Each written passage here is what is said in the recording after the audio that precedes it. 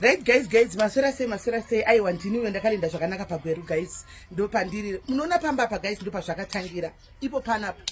Kuti muzoti smell ndo pati zvakatangira ipo panapa. Saka right now andina kuvinga izvozvo. Anyway, I'll tell you anyway mozonyatso kuona pazvakatangira. Anyway lekara toganingodai so. Timungonyatso kuona timungonyatso kuona ndisika pano apa ndo paneri kuvhute rwangu pano ndo pandakazvarirwa ndo pandakakurira kana ndiri pano ndiri kunzwa kuti zvakabhadhara nhasi ndararama kunge ndamukana 1 dzekunoko hope dzekunzwa kuti ndiri kumba vabereki vangu vakashaya muzviziva mese andika apa ndo pandakakurira apa ndo pandati ndo pandiri pari kuvhute ndatega ndimboenda nokutora mablessings angu pari kuvhute handi muri kuona apa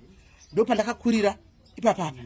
you can see ndo pandakakurira ndisika yes I am with my baby brothers muri kuona vari kumasura my baby brothers avo you see them andika avo ndo pandiri ndo pandakakurira panapa those are my baby brothers 2 of them uyo I think you know him unomuziva uyo anditika kani security kani kunobiwa kana ona ipaporo pakaisa makamera nemachichi right saka panapa guys ndo pandakakurira so ndo pazvakatangira ndati ndimbokutaridzai anyway saka ndoda ndichipa vlog rekugetso ndikugetso ndo kwandiri I'm so happy, I'm so relaxed guys, I'm being me andimona ene ndiri kudzwa kusununguka ndiri kwakufara I will go and visit my mother's grave. The challenge guys, I want to go and visit my father's grave but you know the story andimuruza nyaya yacho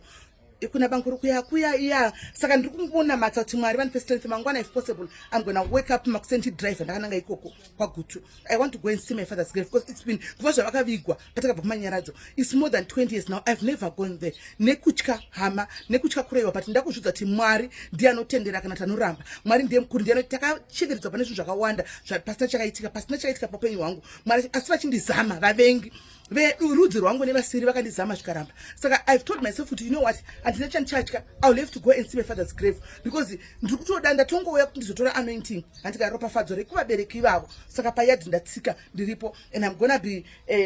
spending some days ndiri pano handiti maona I'm so happy with my baby brothers are now at home and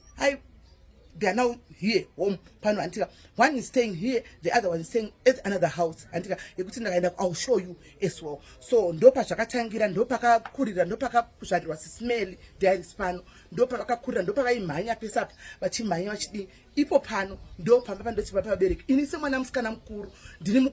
ndini vakomana vese havadiki hapana kana ne35 years ini ndini ndinotoona kuti imba yamira so dzese dzamira so padai it's me ndini mukuru saka muchiona ndakadai so panichitondona ndichisekera paya ndinenge ndinewo responsibility akatodai mashoulders umu ende kuZimbabwe one thing that I've seen guys I will come ndichada kuti interview nemakomana mumbozvinzwa ndaona chinhu chiri disappointing vana vari kuswera vachiita zvokusvuta mbanje ndo zvavakuswera vachiita hakuna chekuita like I was literally asking them you know my next dose kuti and then ndiri kungoona this ndikasaka ndo lifestyle yenyu iyoyi nenyaya kuti hakuna mabasa but that one it will come on another chapter next chapter for now ndangoti mumboona madha venyu simeli kuti pavakaberekwa ndipapa pane rukuvhute rwangu ruri somewhere muyadhimomu kuti papi chaipo I don't know but guys stay tuned ndichange ndiinemi